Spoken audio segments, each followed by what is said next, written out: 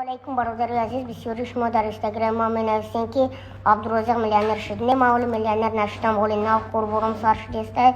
انشالله خونگی ما یوردم کردستم، انشالله خدمت میرساتون.